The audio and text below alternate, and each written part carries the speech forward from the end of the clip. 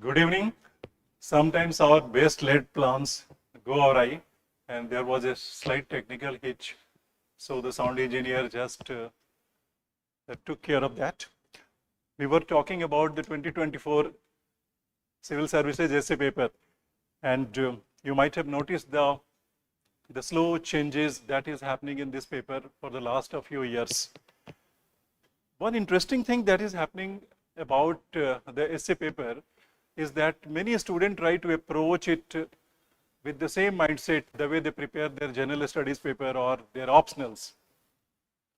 But then this paper is not like that. Here you actually require a bit of imagination.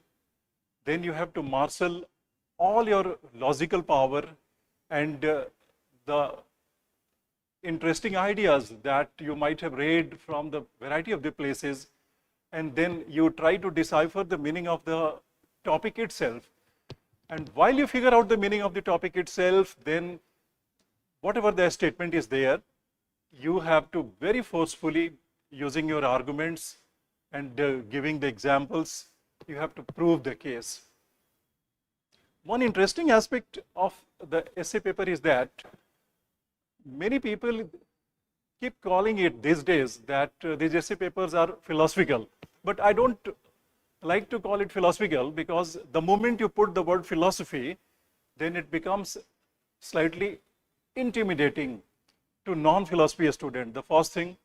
The second thing is that there is not so much philosophical about it, because after all, still you have to deal with the variety of the social, economic, or scientific, or ethical, or the legal issues in it. But then, since, as I was talking about, that we draw our ideas from the variety of the subjects, so, well, the philosophy could also be one of that. The second important aspect in your essay paper is that while figuring out the meaning of the essay topic, so the most important aspect is that the kind of the balance that you create in your essay paper. Actually, once I was at Hyderabad, and there I created a very interesting acronym that many students started talking about it, that this has helped them to recall the kind of the subjects or the kind of the areas that will go into that. So this is the acronym that I had created.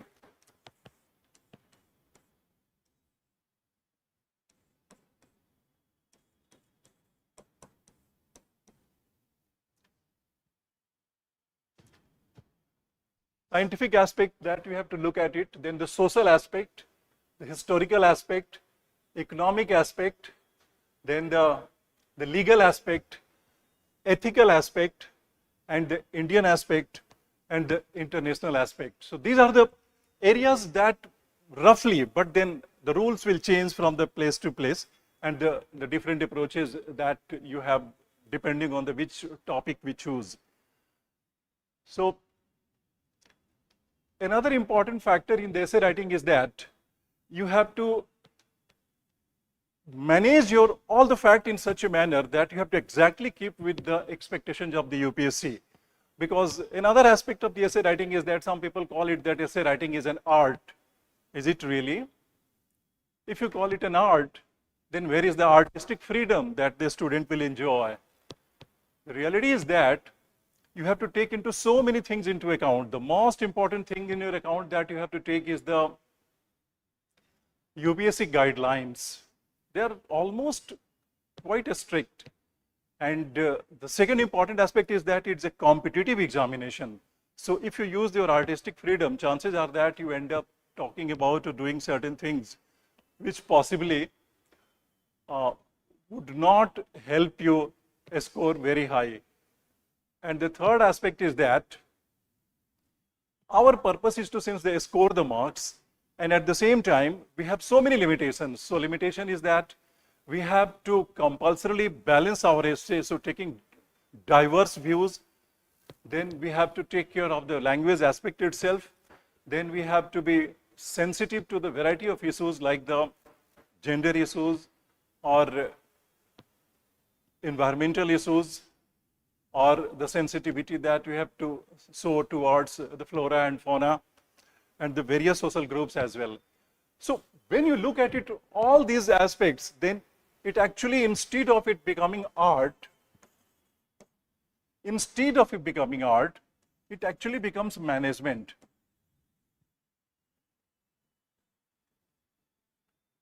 So management of your arguments, your logic, your facts, and evidence that you give, that becomes the most important part of it. So it's very difficult to call it art. So two things.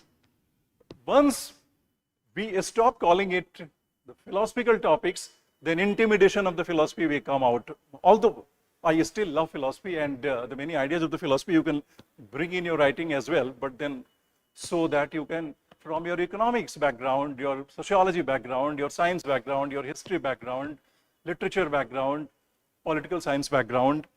So the ideas that you can draw from the variety of the places. Fourth important aspect is that you will have to be constantly at the lookout for the interesting ideas, important facts.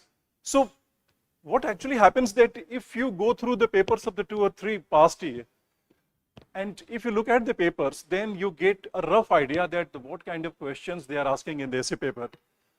Once you have understood that, then you would know the kind of the argument or the facts that you would require for that. And then whenever you are reading the newspaper or any book, or some teacher is teaching in the different classes, those ideas you can just bring together, and that will help you write a good essay. For example, the many new ideas that you keep marshalling. For example, these days there is a too much emphasis on economic growth, but there is a movement, a counter movement that is coming up. This is called the degrowth movement, D-E-G-R-O-T-H. So degrowth movement now talks about it, that the economic development that we are seeking and the technological advancement that we are seeking, unfortunately, the earth would not be able to take up all those burdens. So we will have to slightly slow down and harmonize with the bearing capacity of this planet Earth. So they are talking about the degrowth movement. So the new ideas keep coming up. For example, they look at the digital revolution that is going on. And you will notice in the previous years, the variety of the topics that has been asked that related to the women's issues. But some new sociological studies that are appearing, it's showing that due to the digital evolution and the kind of the technology that we have begun to use, it's putting immense pressure on women. For example, so it's the technical aspect that relates to their professional life that they have to take care of that, but then there could be work from the school, from their children's school, then there could be the variety of the work that would require in the home improvement, then some certain social contacts that they are supposed to maintain on the part of the family. So extra burden that is beginning to put on. Someday you will see that professor from the Bombay IIT and in a hotel, and he was wearing a torn socks. And then when a journalist asked him that why your socks are torn, so he said that I can afford to buy a new pair of socks, but the planet Earth cannot afford to. Although the idea was a bit far-fetched, but then such kind of things, it shows that the kind of the new sensitivity that is developing. So it is developing towards society, environment, international relations, economic relations, and the variety of the development, the issues that we take up. So in this background, I just sum up very quickly the 4 things that I emphasized. We need to have a slightly different kind of mindset for essay writing. Total freedom in comparison to GS and optional, where you have to recall the things that you have read. And I noticed that the earlier students, they have put the spelling of the Saheli, and I have just added one more S to that, so that is the scientific. And the previous one, that was one extra S that I've added. So mindset completely free of the straight jacketed discipline of the general studies and optional. The first thing. The second thing is that the constantly look out for the interesting new information which possibly would form your essay paper. So for that, you have a separate scrapbook or some kind of the notebook that you can keep. The third thing that I had suggested that they keep reading in the newspapers, the quotations or the interesting ideas that come, and then you look at it and try to decipher it, try to figure out the meaning of it, and look at the figurative meanings it possibly can have. So that will give you some kind of practice. And the fourth important thing is that in your examination, it's important that you choose the right topic. But while we are discussing, we shall be discussing almost all the topics. But for you, in examination hall, choosing the topic that is closest to your interest and your background, and possibly that you can have plenty of information. So that will be very important. Let's come and see the topics one by one. You must have read the topics itself, but the first one is forests precede civilizations.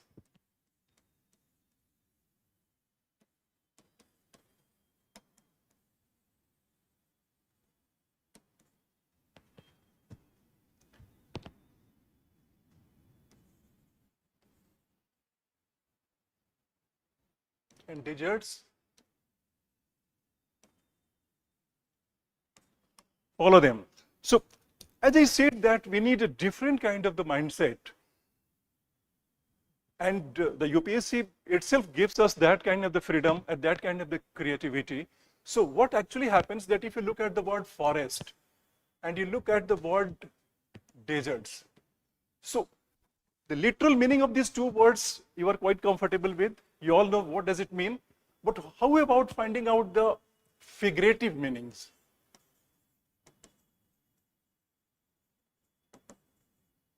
Figurative meanings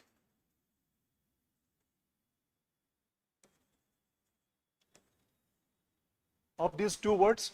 So when you think of the forests, think of nature, think of your environment. Of course, think of water, soil, hills, mountains, and when you think of the deserts, then you think of the all that we have, the way we have used the bounties or the resources of the nature, and how finally the kind of the put in the some kind of the trouble or nature. So it will be deserts itself, then it will be the fallow lands, then it will be drought areas, then deforested areas, then other lands which, for example, the water bodies, so troubled water bodies,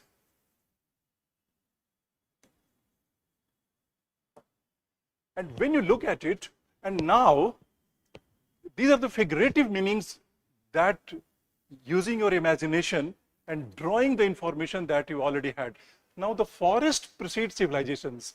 So topic said that civilizations came on the earth, but then before that there were the forests. But these civilizations must have done something. These civilizations must have somehow harmed the forests. That is why the forest precedes civilization, इनके पहले आते हैं, and the deserts follow them. So which civilizations we are talking about?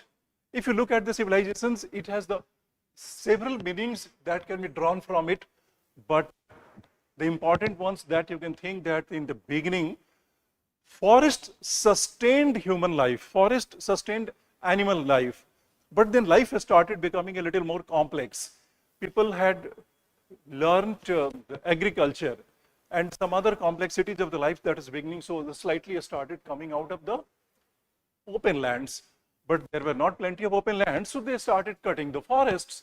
So the forest slowly started getting disappearing. But then still earlier there was a plenty of the forests, but the nature in itself, for example, a lot of interference happens, then some terrible changes started happening. And if you look at some of the great civilizations of the world, one of the strongest theories of the disappearance of the Indus Valley civilization is that the climate change that they talk about, drying up of the Saraswati river, and the present that area, the way it looks.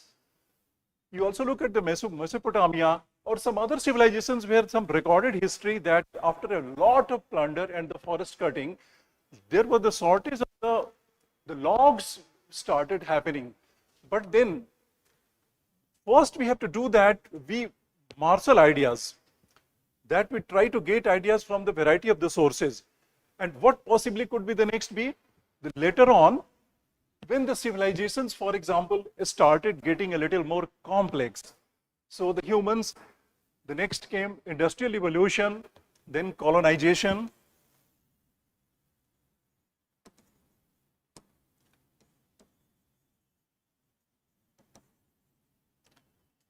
Colonization.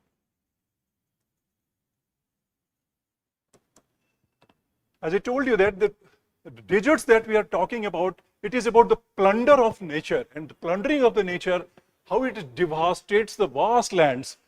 So it's not only the forest, but almost all the natural resources that these words figuratively mean. And then decolonization started happening. This colonization and the industrial evolution led to the damage of a lot of the forest resources. And afterwards, the greed of the modern man. It also started looking at the forest resources for the variety of the regions, and these resources, when they were being exploited, slowly the forests started getting damaged and the fallow land that started coming up, then generally the populations will move from one place to another place, and that is how that symbolically it's saying that the green, beautiful, the planet that we had, but the civilizations, that is the modern man's actions, it started turning into the deserts. So how do we look at it, a topic like this? So we look at this from the scientific aspect of that. So environment, what kind of impact it make, and the way it start making an impact on the climate change, the way it completely changing our day-to-day lives and the kind of problems that is creating. Then we look at the social aspects of it, disappearing of the forest and the plundering of the nature, that led to the many simple societies that had, those simple societies which were completely dependent on the forests, they also started losing out their home and hearth and their livelihood. Historically, for example, these forests for such a long time, they worked almost against a wall of the desert that was. Even in the modern times, we are talking about the green corridor. In India, for example, you might have heard about it, how we are talking about from Gujarat to Rajasthan to Delhi and Haryana and all these areas, green corridor that could possibly created that will stop the deserts from spreading. The desert is rapidly also spreading in the African continent, although you will have to include some new information as well, because recently, due to the again climate change and rain pattern changing in some of the Sahara deserts part, some green sprouts are coming up and some vegetation is coming up. But we have to look at from the perspective of the scientific angle, from the perspective of the social angle, from the perspective of economic angle. So economically, the important resources that we are losing out, and it's not so easy to replace that. So for example, look at the Amazon forests. So rapidly the logging that is going on, that it has endangered the entire ecosystem of the Brazil and or some other adjoining countries. And that is leading to not only the environmental issues, but the health related issues, and this economic plunder is also endangering the life of the simple societies or the people living around them. So then you have to give examples from the variety of the sources. So Indian examples that we have to give, because in our country, if we have to talk about the plunder, then the Aravallis, in the recent times, it has been news. And what is happening in Aravallis and how the Honorable Supreme Court has put a complete ban on that, then the western part in our country, in that part of the area, rapidly how the forests are losing out, and then the mining activities are also damaging the environment. And you will have to take the examples from the other parts of the world as well. So there has to be a variety in the issues that we include in your writing. Economic aspect of that, environmental aspect of that, then the historical aspect of that, that you will have to give. And finally, when you put together all these ideas, then it has to be arranged in a manner that what goes in the introduction and what will be the body argument and what will be the conclusion. But then that requires a different set of skills. But right now we are just looking at it that the literal and the figurative aspects of the topic, what the topics actually mean, and how can we expand into good essays. So we have to deconstruct the meanings of the topic in such a manner, because if you understand it very well, then it will start helping us understand the meanings. Let's take another topic.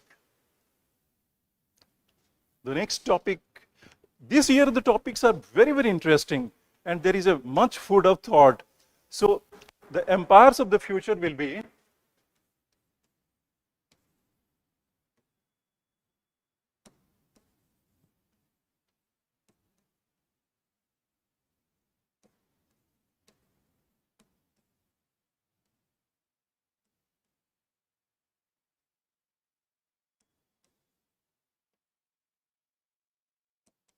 that's a very interesting topic.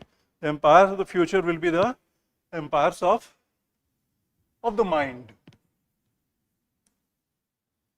Any topic that we take up and we try to write about it,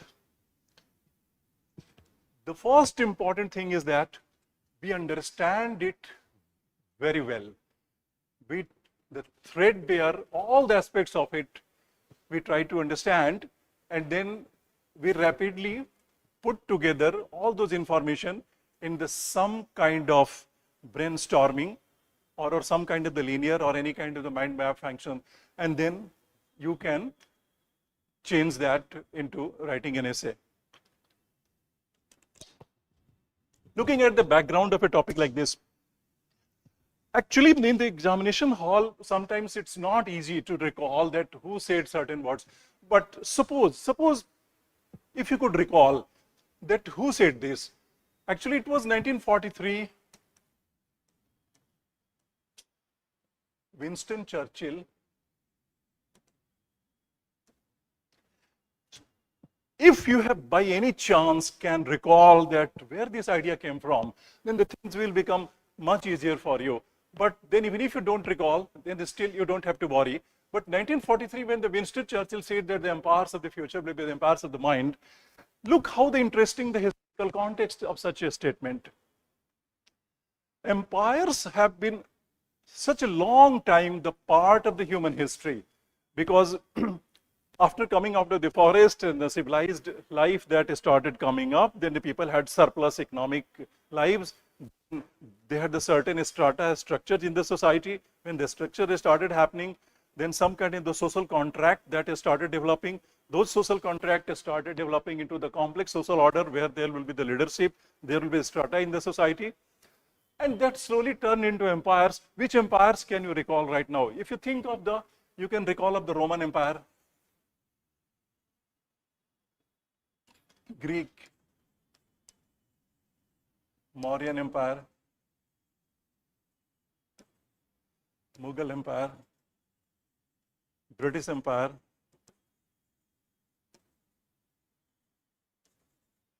But are empires only about such kind of the political construct where the simple important authority will be ruling over?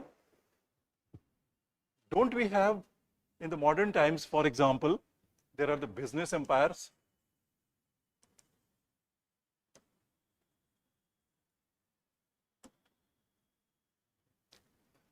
We will come to that later. So the empire world, we will have to look at it that what the Churchill was trying to say. So if you look at the year 1943, at the time what was happening? 1939 was the year when the Second World War started. And by that 1943, a very, very sharp and intelligent man like Winston Churchill might have figured out that the days of the empires are numbered. And if you look at the map of the world at that time, their influence were spread a lot in Africa, Asia, some part of the Latin America as well, very small, minuscule, and what is today we know as the West Indies. And Churchill was the one leader who was so desperately trying to hold on the empires, but they were like the sand from their fingers. The power was just slipping out.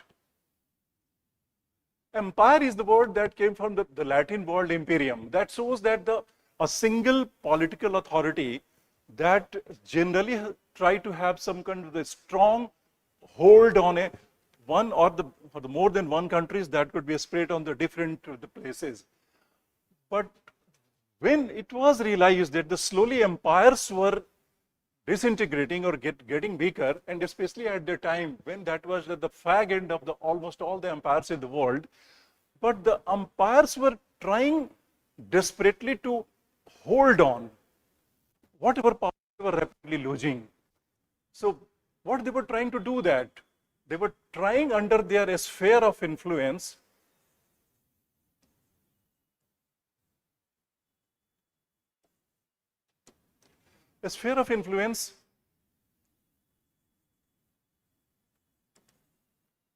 countries. How can maintain their hold on the sphere of the influence? Because the political and the military power was not the only one possibly that could use to maintain it, but still the kind of the riches, the kind of the benefits, the kind of the bounties that the empire will bring, it started replacing with the different kind of the influence. So when the phase of the decolonization happened, so after decolonization,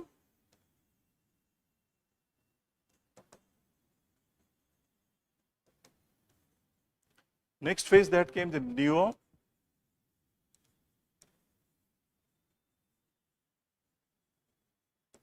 In neo-colonization, these empirical powers, they did not have to be present in those countries and physically plunder.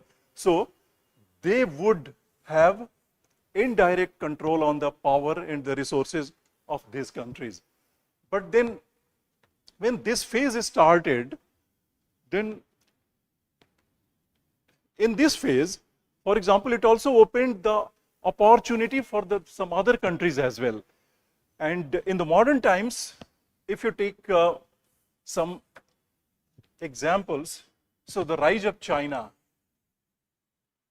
China has a different kind of the relations with the, especially global South. And you know exactly very well that the Maldives, if we were talking about right now the neighboring countries or the African continent, many countries, Maldives, Bangladesh, Sri Lanka, and for that matter is some other neighboring countries like Philippines. China is the kind of the, without actually entering those countries, it is trying to create, using its money power, a great hold in that countries. So the empires of the mind is being shaped in so many aspects. The first aspect is that countries, when they are losing the military and political heft, then they are trying to maintain their hold using their economic power.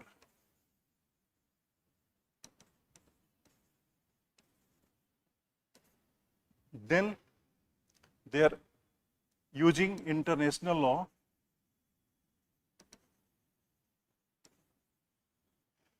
to their advantage. How the international law to their advantage they are doing?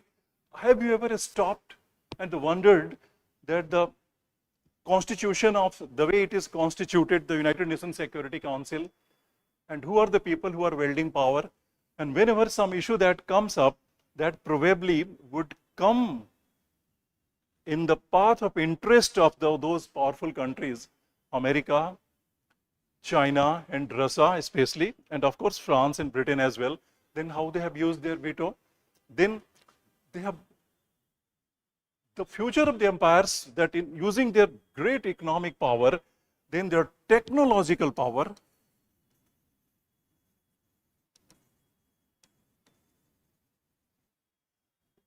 how the technological power?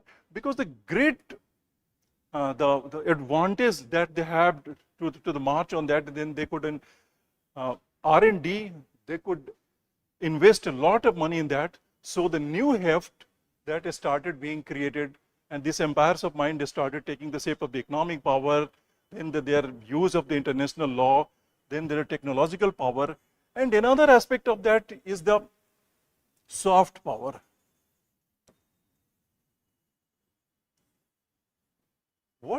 So and you will notice that the many head of the states, although I am not meaning it in a very negative sense, but many head of the states in the third world countries, they have studied in the Oxford, Harvard or Cambridge, and their education, their background has been sometimes the easier for these powerful countries, the empires of the past, to maintain a hold on that. But this is a very sensitive statement I am making.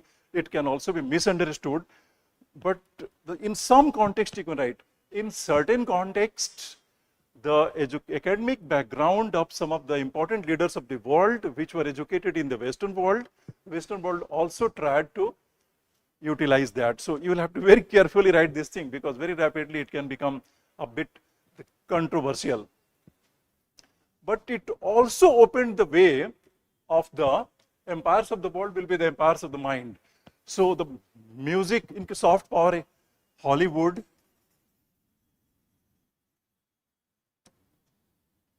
film and music, fashion. So you will notice that the hold of the past empires are still there, but this time it's working on our minds. So using the academic activities, the way they control the variety of the intellectual activities, the way they control the aesthetics part of the people's livings, then the literature, the books, the films, the novels, their economic power, the international law. So it's very, very difficult to come out of the hold of the past empires and the kind of influence that they are wielding. The only thing is that some new trends are appearing. For example, the globalization to some extent, the trend of globalization to some extent, इसका third एक important part of our argument में आप ले सकते हैं. Globalization started turning the tide slightly in favor of some other players. So that will be the countries like the India. But the India has not used its influence like these countries try to do that.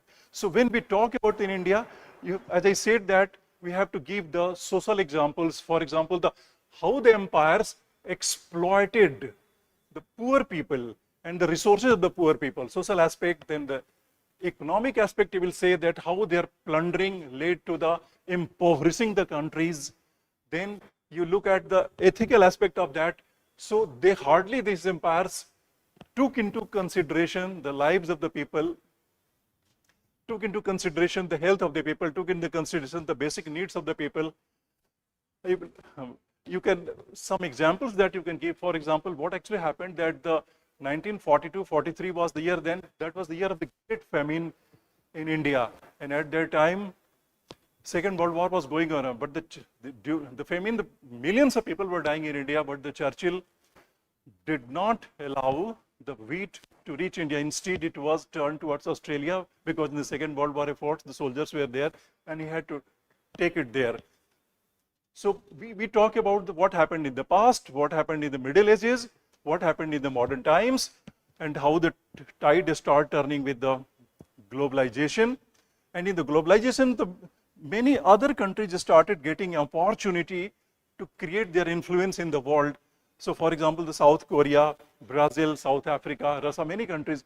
But the Indian approach, you will have to talk about it. Did India ever try to be an empirical power? Did India ever try to have this kind of the influence on other countries? No. On the contrary, India has utilized the international, for example, the help. Do you remember that how India reached the drinking water to the Maldives at the time when there were earthquake in Nepal, that India was the first country to reach there. At the time of the vaccine, some United States of America and a few other European countries, they started hoarding vaccines. But that was the time when the India vaccine mastery and India started giving to the poor countries to the vaccines as well, to the exclusion of our needs as well. And then brotherhood and Vasudhaiva Kutumbakam, that we have talked about it. So India has posited, or rather the extended or presented an alternative form of the influence on the world. So it could be yoga, you can Ayurveda, you can talk about it, but it never tried to have any kind of exploitative relationship in terms of economics or economy like the China is doing in the global south.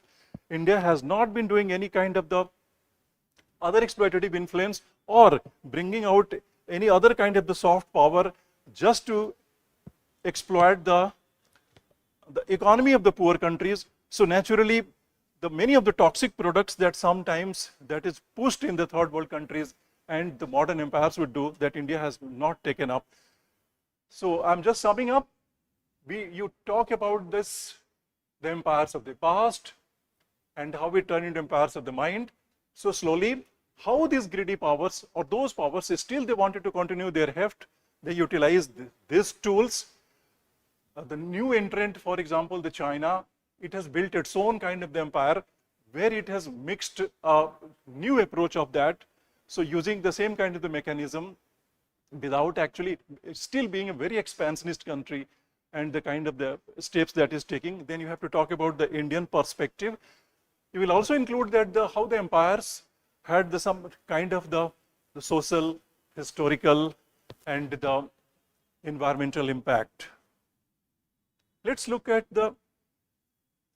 another topic. That's the third topic of there is no path to happiness.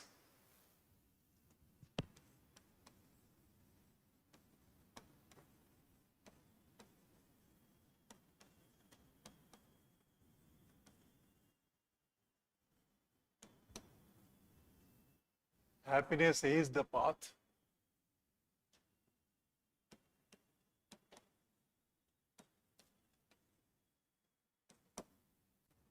Such a wonderful line. What do you think of it when you look at it? Path to happiness. What actually it tries to say that there is an eternal quest for happiness. Everybody loves to look for happiness. So there is eternal quest for happiness. But this topic says that there is no such path to happiness. So if you think that by pursuing any activity, pursuing wealth, pursuing influence, pursuing empires, pursuing money, pursuing any resource, if you think that you will be reaching to the happiness, so it will be a futile exercise. It says that the happiness is the path. Can you think of a few interesting examples of that? So pursuit of the happiness has been a universal approach of the humanity. But look at the two important aspects. Probably the second one is some kind of the mythological story. Many people say that it is not a mythological story, the way it is portrayed. There was think of Prince Siddhartha.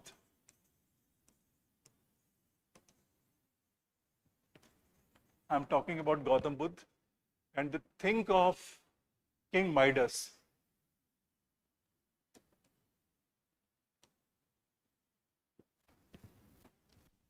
What kind of approach do you see here? Siddhartha had almost everything in life. He had all the riches, good clothes, good food, power, people around him all the time ready to serve him. But then, still he was unhappy because he was looking for to find a way out of the human misery. And he realized that all the riches of the world probably cannot give you the happiness because that happiness very rapidly wears out. So what can be the eternal source of happiness? And look at the another character here, the King Midas. What happened with the King Midas? The gods, he asked for a boon. So the gods gave him a boon that whatever you touch, that will turn into gold. So Midas was so gold hungry that he wanted to create everything into gold.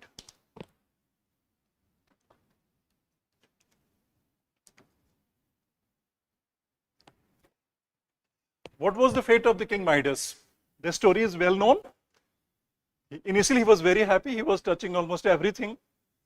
And then suddenly he realized that he was very hungry. The food that he touched, that also turned into gold, solid, hard metal.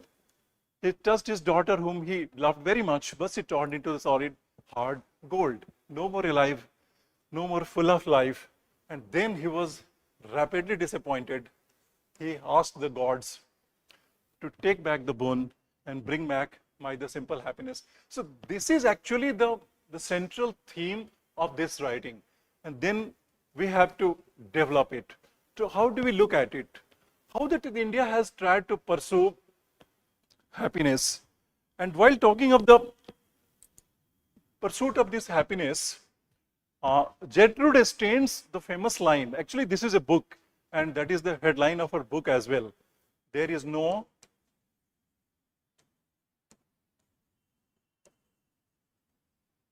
there. In the beginning, I said that if you keep reading the good newspaper, good books, and the variety of the sources, including your ethics paper or other subjects that your teachers will be teaching, in the process of the reading itself, in the process of your academic activities, you will pick up variety of informations. And those information, those ideas will somehow fit in the essay that you write. Because in the essay, you will have the complete freedom. And since your essay has got to be taking into consideration all possible areas that it can encompass. So there is no there. सुनने में थोड़ा अजीब सा लग रहा है, but what exactly it means, that's the story of that novelist, that lady. She went to her native place and couldn't find the place that she had in her childhood. But what we want to see, that we have a dream to reach somewhere that is there. And then we make all the effort. We work hard for that, because when we think, when we reach this there, and then we will be very happy. But with all the effort, with all the sacrifices, and with all the kind of the selfish deeds and greed that we apply, when we finally reach this there, then we notice there is no there. There is no this there. There means where you finally reach. So this topic talks about the futility of constantly seeking or the trying to achieve happiness. It says that the only way to be happy is that whatever the karma, whatever the work that you are doing, do that with the honesty and the full commitment. And is there any other ideas that rings a bell to your mind, that probably reminds that what possibly can you think of?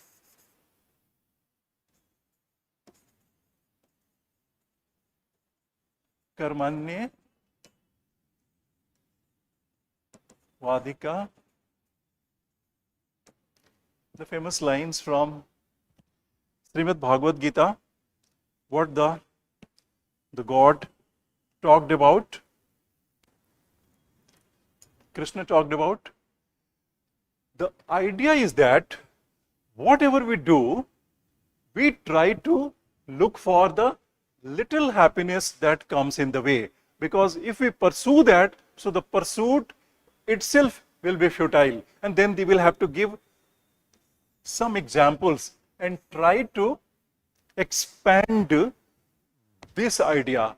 So how do you expand with that? There have been, for example, the kings like Nero. Then there have been the people like Hitler, Aurangzeb.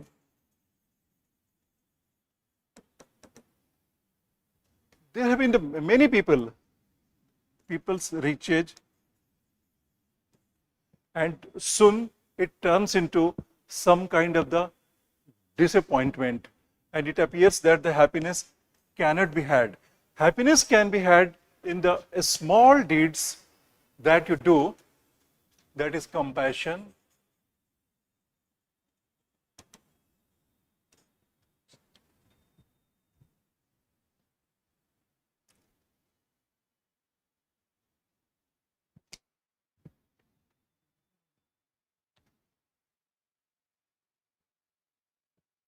charity,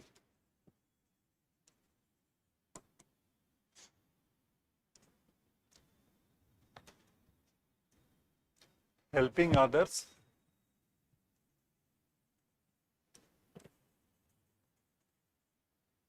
and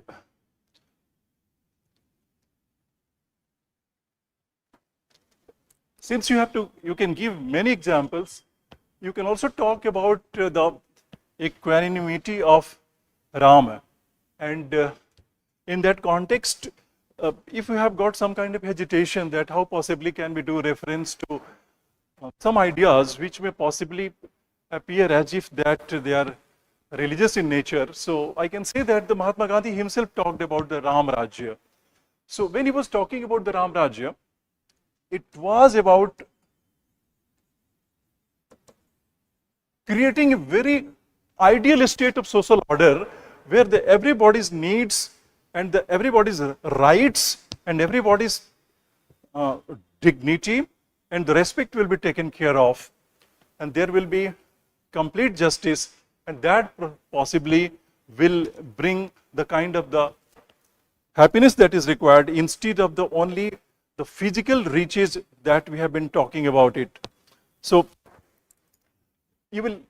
another aspect that we need to add is that in the path of happiness we constantly, this is the modern thinking, the way the modern world is thinking, that many countries so rapidly trying to acquire power. Looking what has, again I will try to give the example of the country like China. So acquiring power, they are acquiring economic power,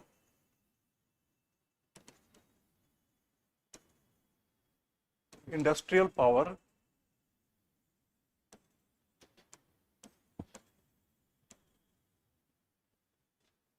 and in this process, what is happening with the meager resources of the earth? So,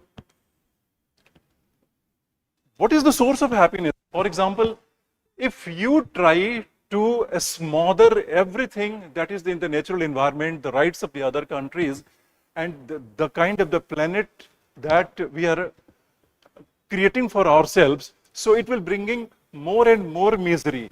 That is why the new movement like this degrowth being talked about, that is slow down and take into consideration the growth that will try to be in the harmony with the way the nature regenerates itself.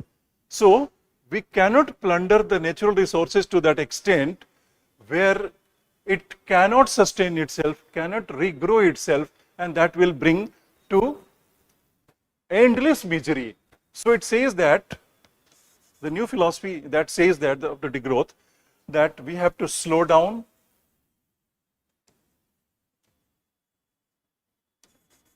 material power and wealth's pursuit needs to be moderated.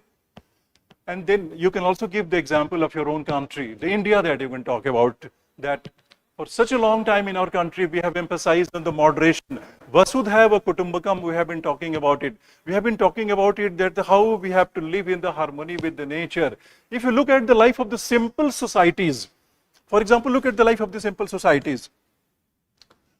They are not in the pursuit of the certain kind of the material wealth which will bring them happiness. So even if they are living a very, very simple life, very difficult life, to some extent very deprived life, still if you look at their lifestyle and if you do not much interfere with that, in the simple societies will find the natural smile on their faces. Look at the social rituals, their culture, the kind of the happiness that they exude.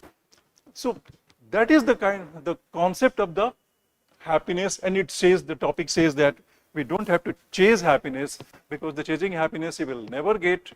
So the best technique is that, or best way is that, the happiness is there in day-to-day activities. All we have to do that, many of our toxic, destructive, full of interference and the greed that we will have to moderate. There has to be some kind of the cooperation among the comity of the nations. And where do we learn all these lessons from? We learn these lessons from the nature. Simple societies.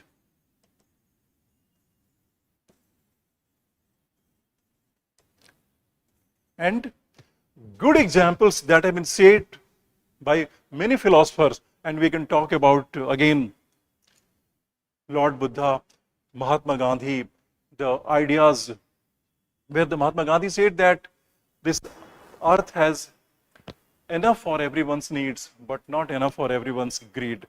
So the source of happiness lies in being, love and the cooperation among the all, and whatever that we are doing, pursue with some kind of the ethical commitments, and that is only the ultimate source of happiness. Let's look at another topic of this year, because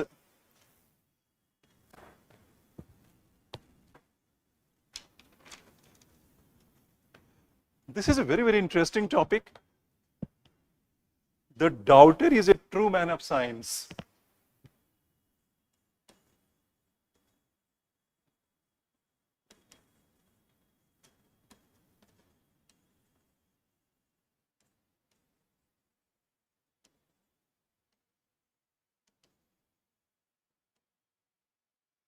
That's quite interesting. Many of you must have studied science. You might have known some scientists and science students, so engineers and doctors and science graduates. But what exactly this topic is trying to say, that the doubter is a true man of science. What does it mean? If you can recall, there are the two kind of theories or the dogmas or the ideas. One is the scientific, and roughly, I'm just making a rough division, otherwise if you go to the greater detail, then it would mean a lot of things. And then there are the scholastic.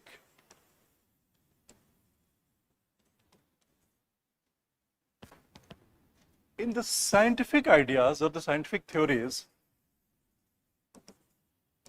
how science progresses.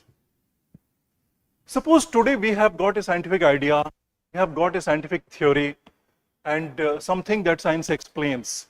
But science progresses by constantly examining itself, constantly posing new question, and the new questions, new examination, new curiosities, new doubts that we pose to whatever we already know. Unless we do that, we cannot have a new one. Unless we do that, we cannot have a new scientific discovery. So that means that whatever discovery that we make, there is an inherent falsifier made into that.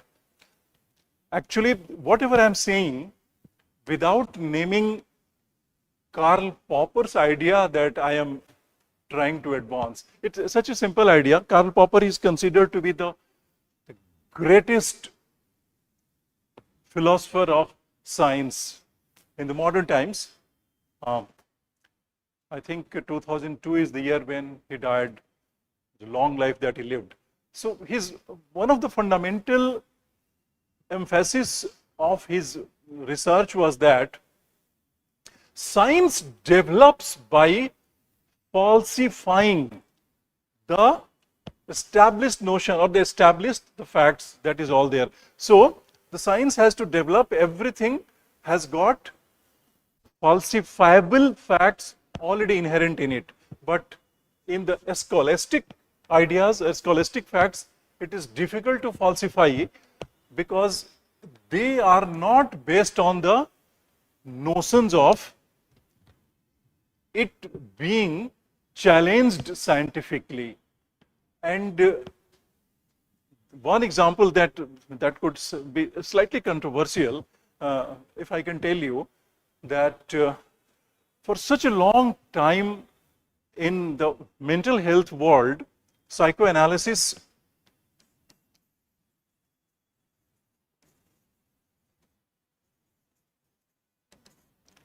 has played in such a big role. But many of the ideas that the Freud that they put forward that was theoretical postulates that never opened itself for any kind of the scientific challenge or scientific examination. And that is why the Karl Popper, like scientist, he examined many such ideas and said that harsh words that they do not fall in the realm of science. These are my words that I am supplying. So the question is that, again coming back to the topic, the doubter is a true man of science. So doubter means whatever that is put before you, something as a kind of a dogmatic fact, then you have to ask a question. You have to challenge.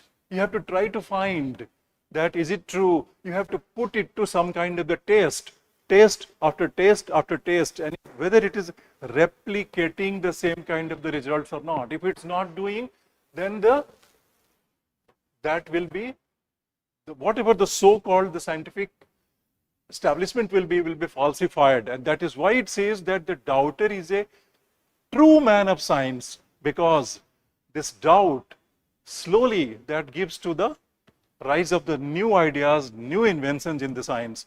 For example, take another example. For such a long time, we thought that smallpox happened due to some kind of the unfortunate divine intervention. And this idea was prevalent. People would suffer in silence and would hardly try to do anything except for that, looking for some kind of solace that they would find in what today we know at the sorcerers and the magicians, that usually the patients will be taken to. Many people would lose their life or their eyes, but then some kind of the challenge started happening to that, and how constantly the doubting that the explanation that is given about this thing, but it's developed by Dr. Jenner, the vaccine for it.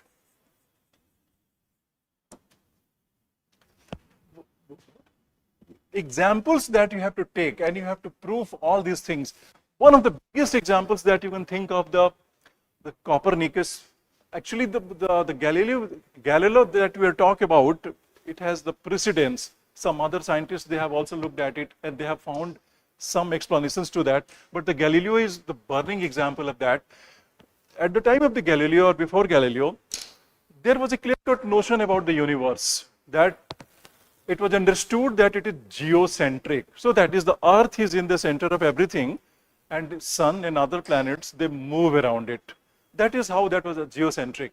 But the Galileo, he ventured out, and using his experiments and wisdom, he tried to establish that the world is not geocentric, but rather it is heliocentric. Heliocentric means in the center there is sun, and around it the planets that they move around.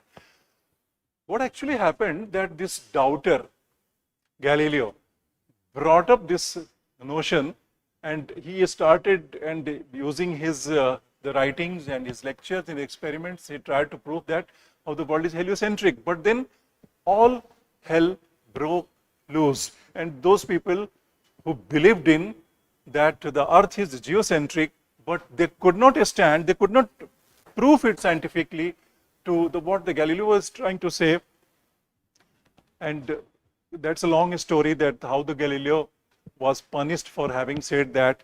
Much later, the powers that punished Galileo, later on they accepted that yes, Galileo was right.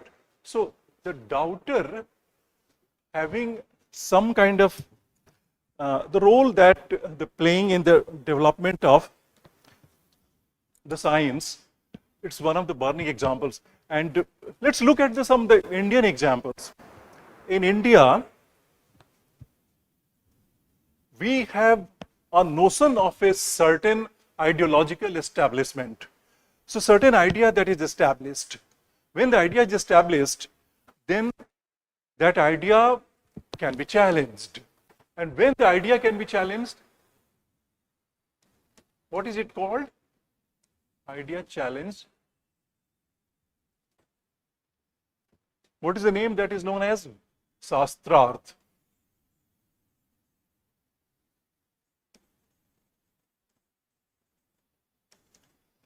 Shastrarth? Shastra, Arth. So that will lead to debate, interpretation. There are the three types of Shastrarthas: debate, interpretation,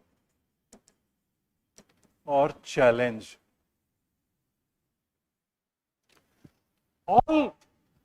All these activities, debate, interpretation, and challenge, because the society, the intellectual world was open to such kind of approach, so that will lead to the new finding. So that can possibly lead to the new finding in the field of astronomy,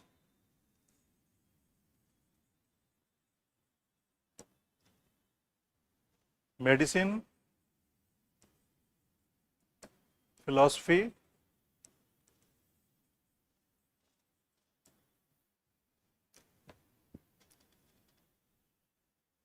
linguistics, social reality,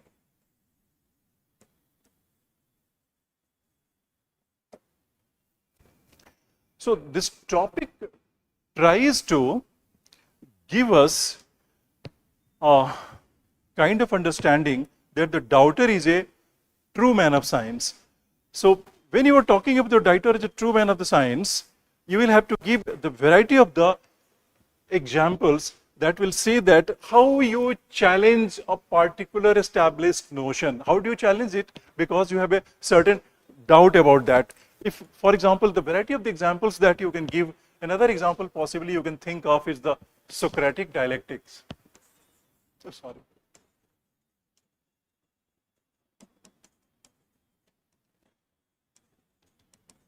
This is a very interesting approach. If you read about it, or if you think about it, you will look at the utter simplicity and beauty of it to find the truth. So what actually will happen, that the Socrates will speak to, say, Mr. X, and Mr. X suppose argues that the gods are always right. Gods are always right.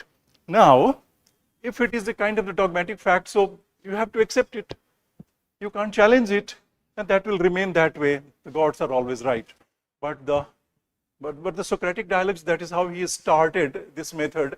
And he asked this person, so you think that gods are always right? So this man would say, yes, gods are always right because they are gods. So the next question will be that, so is there a chance, are there any chances that gods may disagree among themselves on the certain topics? So that was the truth as well. That did happen, that the certain gods would have the diametrically opposite views. So the Mr. X will agree to that, yes, sometimes the god has disagreements among themselves. Then Socrates will ask, then when the gods are having some kind of the disagreement among themselves, so do you think that possibly the one view could be right and one view could be the wrong? Then the grudgingly Mr. X will accept that, oh yes, if they are disagreeing, so the both views cannot be right, so naturally one can be right and one can be wrong. So the Socrates asked, so do you think that the gods sometimes can be wrong as well? Then he will have to accept that yes, the gods can be sometimes wrong. So the establishment will be that the gods can be wrong and gods can be right as well. But how did all it started? With the dogmatic establishment that the gods are always right because they are dogs. So the doubter, all those people who have doubted the established norms, they have brought the variety of the new information to the world. So be it the Darwin, be it the Sastrartha movement, the doubt is always the prime mover of the new findings. So how do you write this topic like this? You just talk about it. For example, if you know about the Karl Popper and his idea about the falsification and the science, that how it has moved. Suppose if you don't know, then you talk about it. There has been the scientific developments for such a long time. It has been challenged and the new ideas have been coming up. Then that has been put to experiment and how that has led to the scientific development. Then you give the variety of this many examples that we just talked about. Let's look.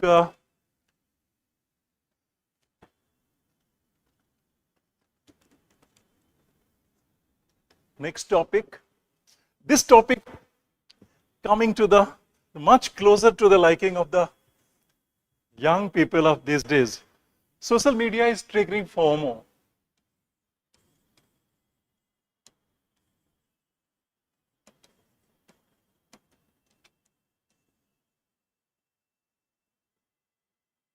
FOMO is my word. Actually, in UPSC, the question paper, the fear of missing out, that is the word that they have used, but I'm just compressing it because we don't have to spend much time on that.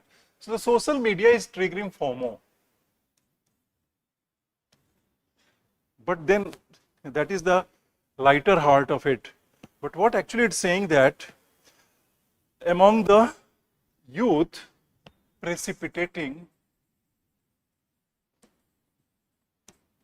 that is the sadder part, precipitating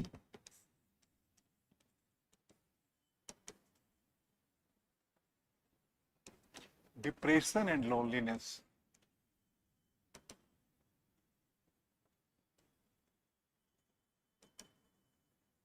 Now the problem is that when you look at a topic like this, you may or may not agree with that. You can also argue that there are the great advantages of the social media. You can also argue that sometimes the social media could be an irritant. Sometimes the social media could be interfering in the healthy lifestyle of the people. But then talking of the depression and loneliness, but that is one of the disciplines of the essay papers, that we have to take the way it is, and then we have to develop it.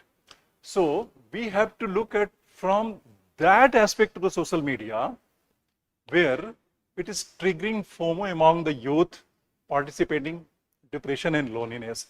So when we pay attention to that aspect of that, then we will have to look at that how the social media is having some kind of the strong toxic effect and the fear of missing out. Fear of missing out, I don't have to explain the meaning. That is quite popular and everyone knows that what it means. You can start your writing in so many ways, like the paraphrasing of this topic itself, or then let's look at it that what are the possible ways that you can expand this topic into? So you might have heard about rat race. What is a rat race? Rat race is constantly a rat is chasing a lump of cheese which it never gets. So continuously it's running after that, running and running and running after that, finally gets exhausted. Getting exhausted, then naturally the rat will be disheartened, but the cheese ball, it never reaches there. So this is an imagery. And the social media, what are the representations of the social media? That goes about saying that from the Facebook, Telegram, WhatsApp, so many things, LinkedIn, many things that you can talk about, and how it is becoming the part and parcel of our the daily life. But then, since we have to keep to the topic, then we have to talk about how the social media is creating a life of make-believe. That is unreal world it's creating. And the unreal world that it is creating for ourselves, then constantly we have peer pressure. Then we have to keep up with the Jonases. That is a phrase. That is like you try to do or buy the same kind of things that your neighbors or relatives or friends are buying, the possession that you're getting into, the keeping up with the Jonases. Peer pressure, looks. Social media is constantly setting the new standards of the way one pursues one's looks. So variety of the fashion,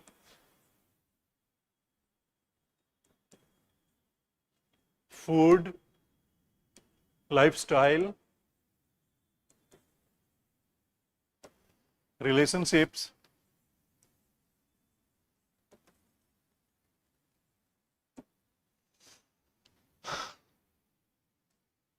when I say likes, I mean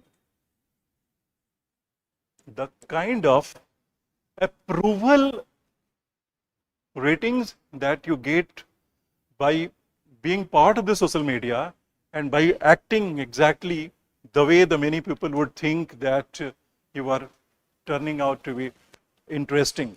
But there are those two more words here, that is loneliness and depression. In any topic like this, if you are dealing, then you will have to be slightly careful. You exactly have to understand what is depression. So you, for example, it's a kind of technical word, and you cannot create your own meaning about it. But the loneliness is much easier to understand, where loneliness doesn't even mean that you are all alone and only then can be loneliness. Loneliness can happen. Yes.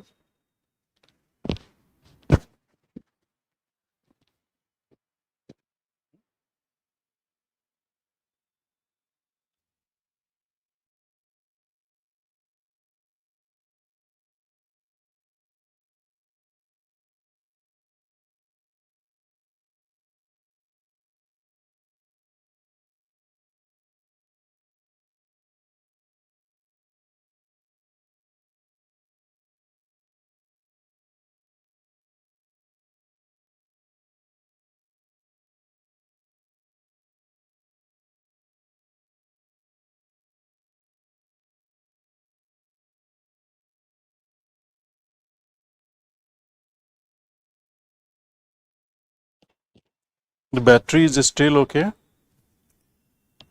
Okay. This the technical words that needs to be understood with a bit of clarity. The clarity that requires is that depression happens. For example, if you are having any kind of the hopelessness and not having any kind of the positive vibes in your life for just a few days, so that is not depression. When it happens for very long time, for example, it continues for, they say, the months together or weeks together, then generally that is described as depression. Dr. Bake has given a very simple way to recognize what is a depression. So depression is about three stages that is happening. The first one is that hopelessness about self, hopelessness about world, and hopelessness about future. Then that translates into depression. And this is very serious, that is saying that the social media is triggering fear of missing out among the youth and then precipitating depression and loneliness. So in order to establish our case that the social media is triggering form of depression and loneliness, we will have to look at it, some of the very toxic impact, all the toxic impact that possibly social media can have.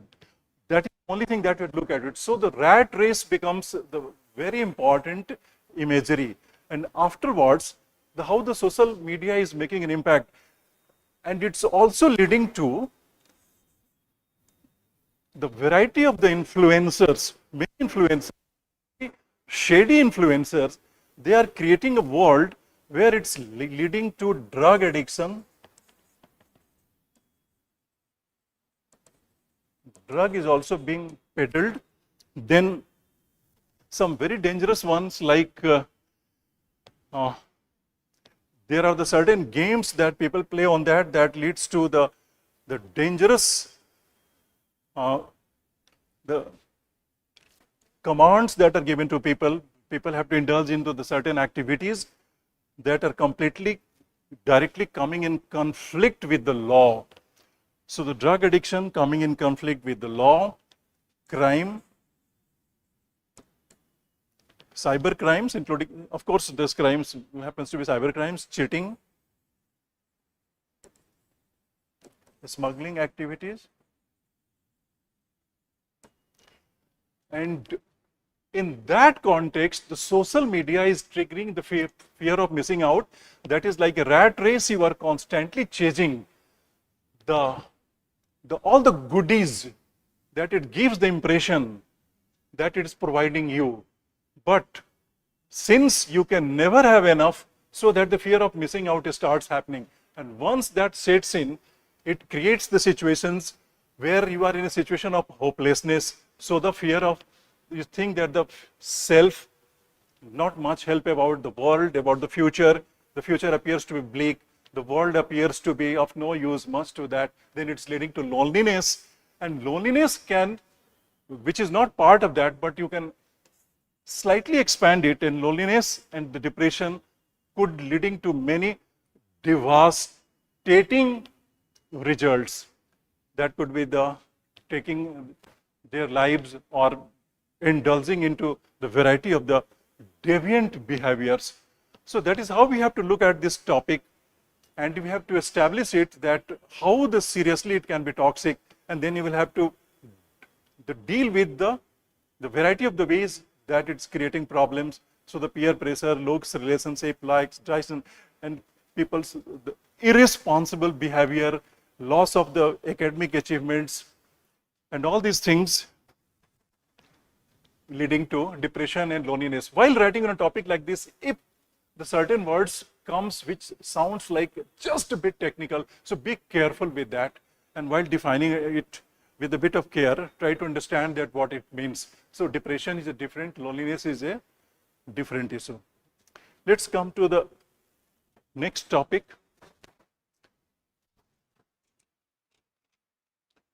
Very quickly we have 3 more topics. Nearly all men can stand adversity. Another interesting topic.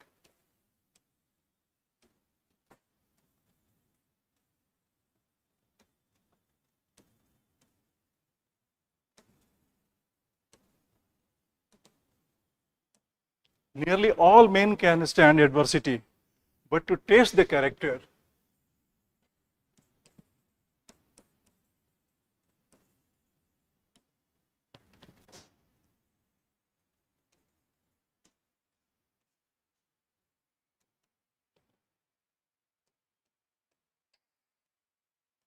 give them power. Look at this topic and think of it that what makes it interesting. It says that nearly all men can stand adversity. If you read it again and again, 2 or 3 times, you will notice that the two aspects to it. Adversity, that is unhappiness, the loss, misery, all these things. And in adversity, what happens? Everybody tries to avoid it. So we try to avoid adversity. But look at the word power. Everybody tries to seek power.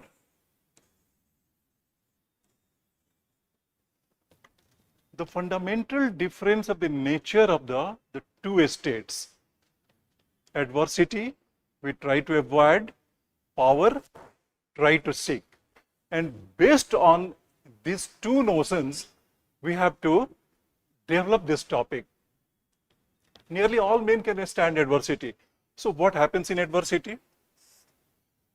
When you are in the thrall of adversity, you do not have much choice. First thing. Second thing, you don't have a choice because you have to somehow withstand, bear with the adversity, or find your, or marshal your all your survival instincts and continue with that. Of course, to some extent, it does test your character, but there is a limitation. You cannot do much about it. So, you must continue. So, like the Winston Churchill once said that if you are walking in the hell, continue walking. So that is the continuously trying to pursue of the coming out it, but it has got limited choices.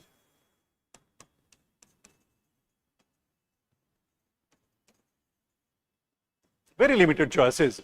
You can have adversity, financial adversity, social adversity, you can have health related adversity, but any kind of adversities that happen in that time, you can have the much less of the resources, you can be a very poor person, but the choice is that continuously try to come out that very limited manner. It tests your character to that extent that how you come out of it, how you fight it out. But when it comes to power, power gives you many choices. How you use your power. So you can use your power in a very, very destructive manner.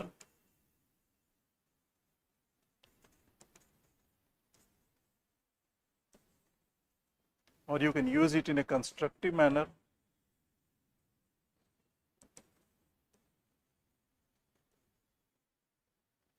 And then thinking of the variety of the examples. So the power could be of individuals,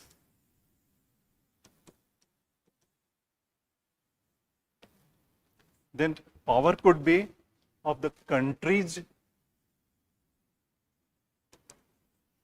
power could belong to artists,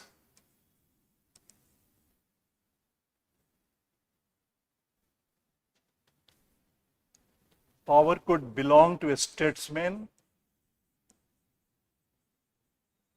power could belong to religious leaders.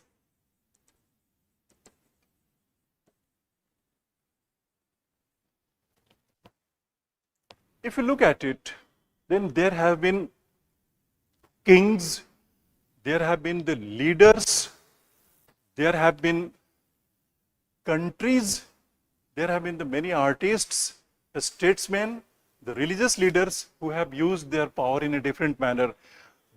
We have to be extremely careful when they're dealing a topic like this, because when you are talking about the certain individuals, for example, the religious personalities or statesmen or the artists, so you will have to take a stand that how their actions have been destructive or good or positive, and then chances are that sometimes some of our opinions could be controversial. So we have to treat very carefully.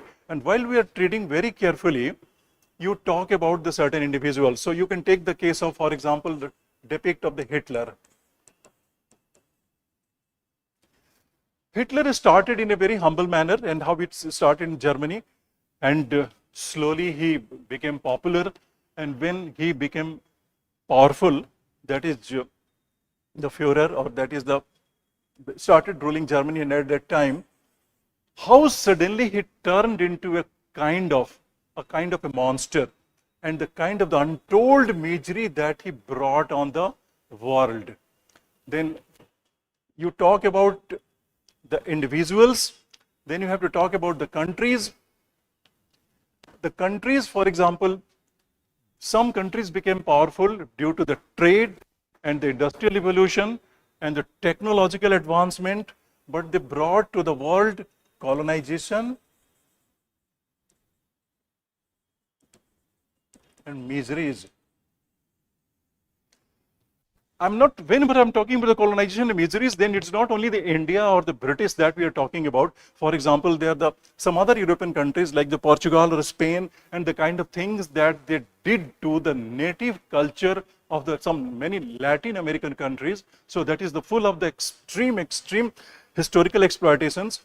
What actually happened with the indigenous societies of in Canada, in Australia, that where the modern governments, forcibly they took out the children of the indigenous, the technical term is aborigines, and from their families and their children, and they're forced into the kind of the lifestyle which much later these countries have even apologized for the work that they have done. Then you have to talk about some statesmen, and you have to also give the positive aspects of that as well. So some individual negative aspects and positive aspects. What kind of the power Mahatma Gandhi was utilizing? Mahatma Gandhi did not have any kind of the political power, but rather he had a hold on the minds of the masses. And Mahatma Gandhi could have misused that, but rather he used for the completely the constructive purpose. In the same manner, Lord Buddha, he, with his spiritual awakening and the kind of the popularity that he was gathering, but he was moving among the masses and trying to salvage people and helping the people to find the ways to come out of their miseries and how to lead a good life. But they could have used the power and influence in a different manner as well. Then there have been the many religious leaders who have done things negatively or positively. Then we will have to be extremely careful with that, because the chances are that the things could become a little controversial. But then you can talk about the dynasties as well. Nanda dynasty.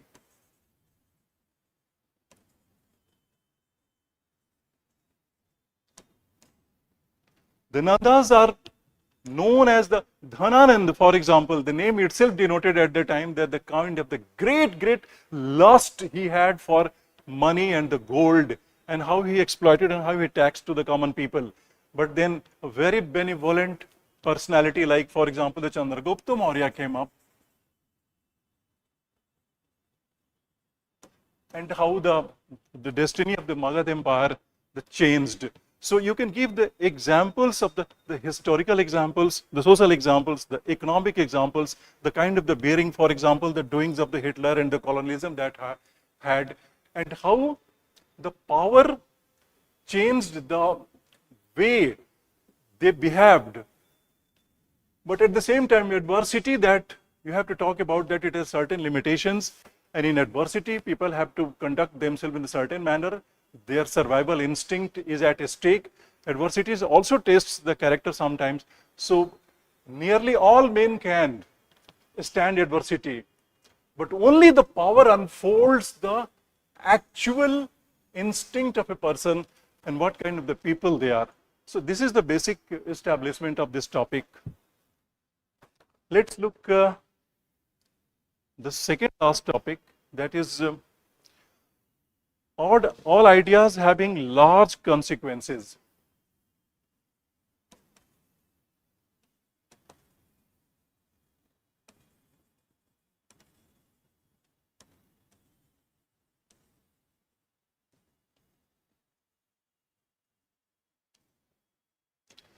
What happened to the all ideas having large or old age? are always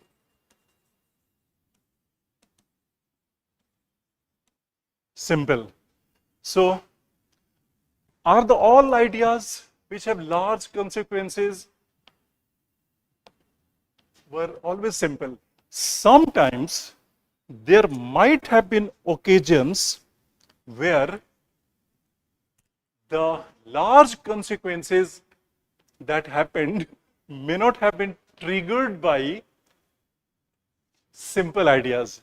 Yes, there can be examples that may not be triggered by the simple ideas, but then this topic expects us to establish that all ideas having large consequences are always simple.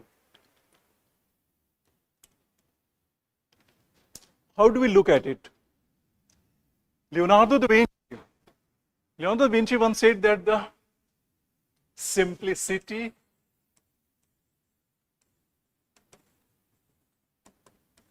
is ultimate sophistication.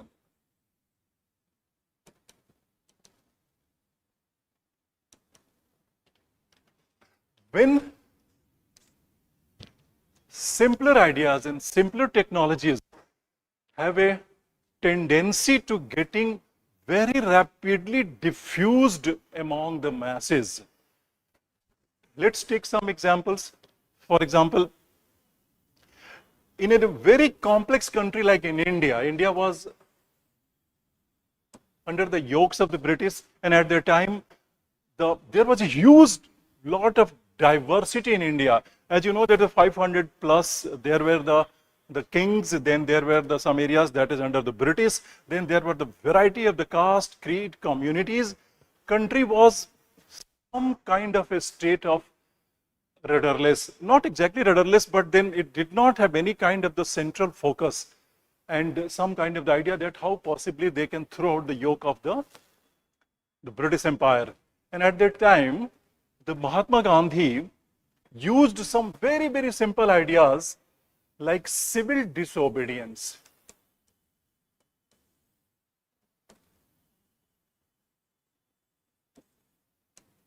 Non-cooperation.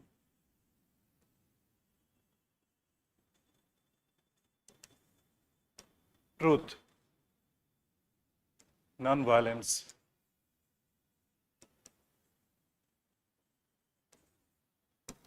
And so many other things that also required, that concerned with the communal amity and people who were deprived or the downtrodden, like the farmers. For example, for such a long time, the exploitation that is going on in the Champaran and the Tinkatia system was there, but the Mahatma Gandhi reaching and the kind of the resistance movement that he started, that how it solved the problems. So in this topic, we have to establish that how the such simple and ordinary ideas have made the big deal of the difference.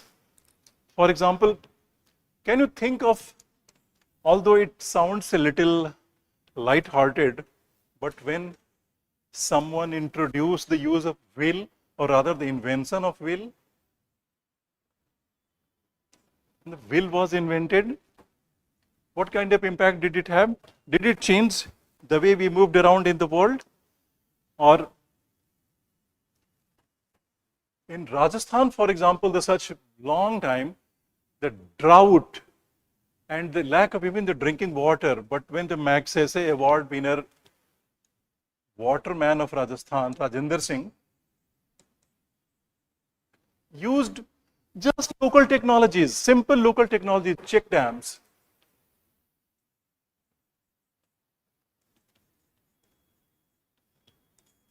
Check dams and bands. And in the major part of the Rajasthan, that how he solved the issue of the drought and the drinking water problems. Many such ideas. For example, in the 16th, 15th, 16th, 17th century, many voyages, the seafaring voyages will be taken up. And at that time, although it was happening with the British. That was in the 1747 was the year John Land, a surgeon. And one of the biggest concern for the seafarers in the world at that time was that most of the sailors would have scurvy. You know that what is scurvy? That is the wearing out and blackening, and it's a kind of the teeth disease. And absolutely no way out of that, and that was one of the biggest concern. But the John Land simply discovered that using the lemon, providing them lemons, and if the sailors started using lemons in their food, and the problem of the scurvy, that is they were losing out their teeth, and how that problem was solved. So there the idea after idea after idea in the terms of the economic solutions. For example, then there are the stages when the ideas must be at the right time. Next that you have to deal with that the good ideas must come at the right time. If you look at the world economic scenario in the late 70s or early 80s, the China and India were almost at the same level of economic development. Their economics was more or less at the same level, but at the time we deterred, and at that time the newspapers or media will talk about that how the so-called tiger economies, how the China is rapidly making differences. And Deng Xiaoping once said to have, when the question was asked to him that why you are giving up the path of communism, then he had said that a cat, so long it catches mice, I don't care which color the cat belongs to. So that means you can understand that what he was trying to say that. But then we slightly deterred, and finally in the 90s, we brought our economic reforms. So the ideas which have large consequences, although the world is rife with the variety of examples, there are one important aspect is that it should be timely in order to make a difference. So that means we should not deter, first thing. Second thing, the ideas we should have a constructive approach, and it should not be any kind of due to the intellectual arrogance,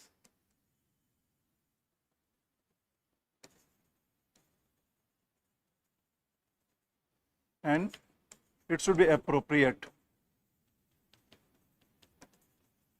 Why I'm saying all these things? Because sometimes the certain ideas that can be, even the simple ideas that is introduced, and it can have large consequences, but those consequences sometimes may not be positive or may not be bringing the desired results. So that is why there's an amount of humility that is required. There is a kind of it being appropriate to the exact need that is required. And in that context, we have to talk about that the many simple ideas that have been the large consequences. Remember that on the many topics, for example, you may have a slightly different views. In the beginning, as I said, that some ideas still can have a large consequence, but still that may not be the simple ideas. But then we have to write according to the topic. And the last topic of 2024 is the cost of being wrong.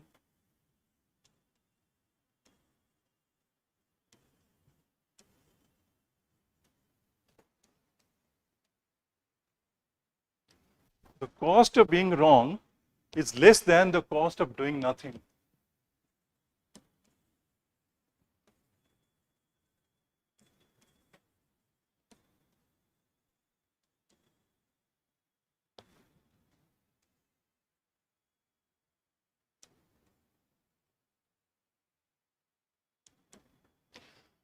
The cost of being wrong is less than cost of doing nothing. So that means that if we don't take any step in the face of a problem, if we do not take any step, then failure is guaranteed. But if we take any steps, we try to solve something, then the chances are that we can be successful or we may not be successful. We may be successful, we may not be successful, but we don't take any steps, we absolutely do nothing, then that always brings extremely disappointing results. And that is why it is said that you can write in the beginning to open this essay itself, the failures are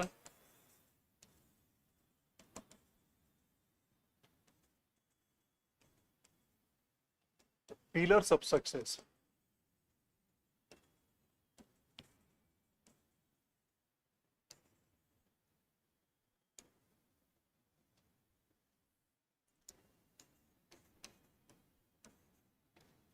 The failures are pillars of success. And then you can give the variety of the examples that where in history, the humanity has deterred to do something, and that had the consequences have been very large when the cost of the doing nothing. I will give you again the example of the Hitler. In the mid 1930s, in the late 1930s, when the Hitler was rising and he had started his inhuman experiments and atrocities in Germany, and at that time, the countries of the Europe or the countries of the world might have come together and tried to stop Hitler, but nothing of that sort happened. And then finally, Hitler's many plans were unfolded, and look what happened. So the cost of the being wrong is less than the cost of doing nothing. So the chances are that if the world had interfered and tried to stop Hitler, tried to make his many plans difficult for him, the chances are that they could have gone wrong. But at least the history could have written that a great deal of the effort was made, and then how possibly that they created the big changes. Napoleon,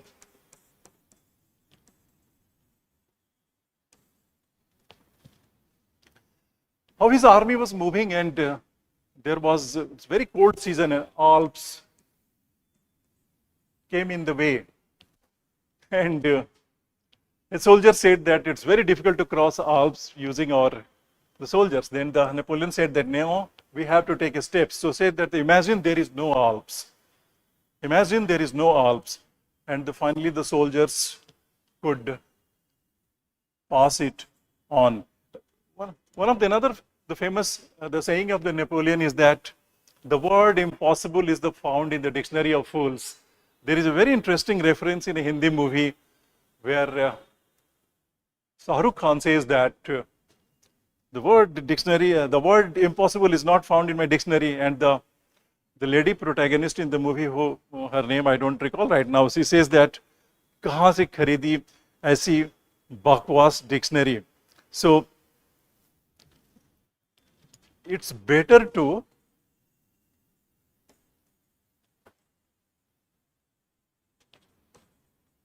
wear out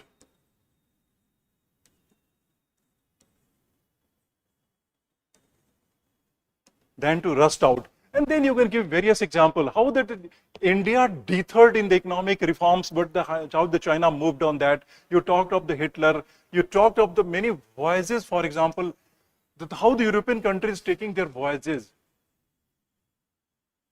And they could have gone wrong. The Columbus could have died on the way, Vasco da Gama. And actually these are the few names, they are very popular in the popular media. That is why we talk about so many voyages and how it led to success, and it had changed the entire face of the medieval history of the world. How that led to the international trade, how that, of course, the many negative consequences also happened, and how that led to the colonialism, or how also that led to the plunder, but that's also led to the so many scientific and historical discoveries as well. So we have to take up the variety of the such examples, and we have to establish the cost of being wrong. So when in the face of challenge, in the face of a need, sometimes we deter, we just hesitate and don't take any step. But then it proves sometimes fatal and sometimes extremely harmful, because had we taken those steps, the chances are that we could have found a solution. So it is comparing between the two states of response that we have in our lives. The first response is that we do nothing, haath pe haath rakhe rehna, and that is how we respond to a situation.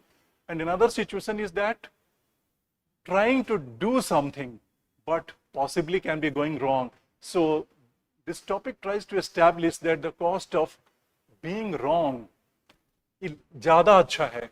Do something, even if you wrong. And in our popular mythology, and for example, the many of the maxims, what we have tried to establish is that you might have heard about the many sayings like that in Hindi. कुछ न कुछ किया कर, कुछ न मिले तो सीबन उधेड़ कर सिया कर. Such kind of the things. So the failures are the pillars of the success. And what possibly could be a better example than the examples of the King Bruce?